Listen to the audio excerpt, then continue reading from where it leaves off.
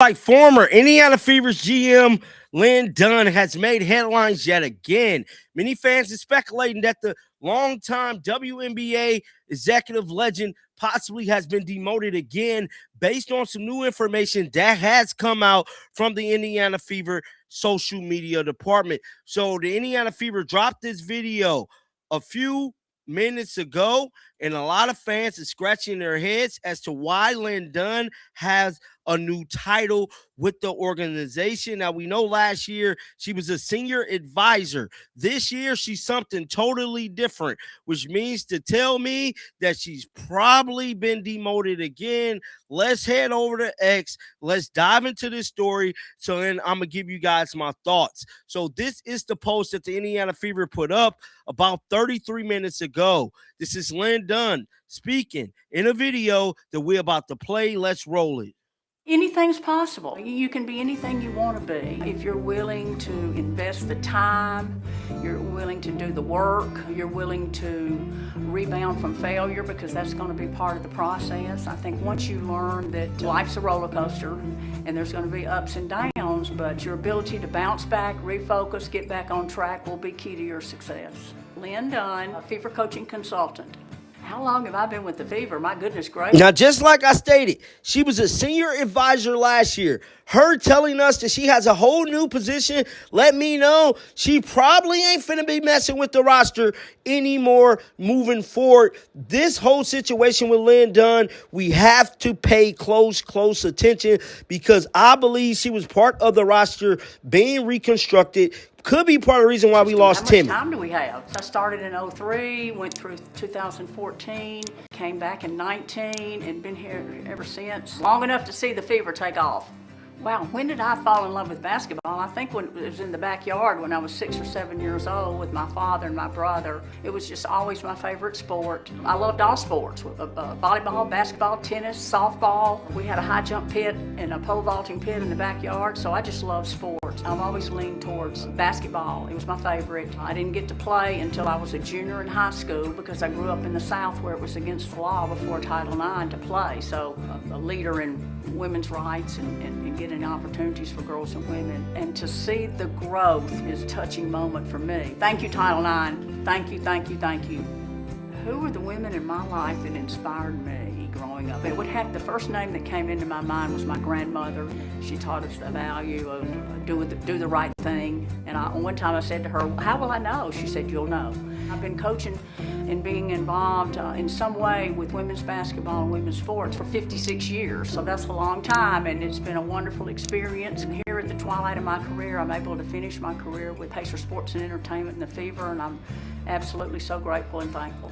What's it like to mentor the next generation? I think I take that very seriously. It's a wonderful opportunity for me to educate and grow young coaches and see them prosper, see them mature, and it's something that I want to be involved in for the rest of my life.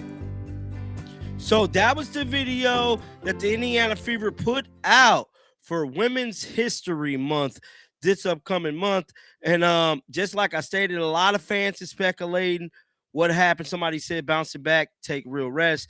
That's your performing baseline. I keep my sleep protocols on my page. I don't know what they mean by that, but we have to dive into my thoughts in this whole entire situation. Now, we know the Indiana Fever had a great chance of making it to the WNBA playoffs. Well, had a great chance of making it to the WNBA championship. Now, that was last season. Now, the Indiana Fever had the easiest path last year to win a championship. Now, based on the current CBA, they took all of that stuff away. First being that their salary is gone. Yes, their salary is going up out of there based on the new CBA. You got Supermax being $1.4 million. You got all of these different things. One thing that the Fever had is a cap advantage over all of the other teams. And guess what? Now they're in big trouble, because if they mess up this year's free agency, guess what? Caitlin Clark might not ever win a ring. At least not for some years, bro, because the way the CBA is turned is set up, it's hard to have like a big three on your team when, you know, one person is taking away 25% of your cap space. Now, this year is very critical because it's their huge advantage, is now gone because of the CBA deal, right? They still got Caitlin Clark and Aaliyah Boston under these rookie deals. So this means the front office has to actually know what they're doing, like the New York Liberty did, the Phoenix Mercury, and the Golden State Valkyries did. There is no room for error this year whatsoever, man. None whatsoever. And so when you look at all of these things, all these different tangibles as a whole, you got to understand that the Indiana Fever is in a really, really tricky place right now, because that's what is causing a lot of fans to question their front office. That is what's causing a lot of this dialogue online that they're kind of shying away from. Now, do I think that the Indiana Fever is going to lay a goose egg? No, I believe the Indiana Fever has one of the best front offices at times, because we have to not take away what they did when all of their players went down. They went and got great role players. They went and got players that came in there and performed at a high level. Did Caitlin Clark have something to do with that? Yes, she very much did have a lot to do with these players coming to the team, your Shea Petty and many other players performing at a high level, bro. But at the end of the day, we did not make it to that next level. Maybe if we had a rim runner and kept Timmy Figbenley, they probably could have got some things going.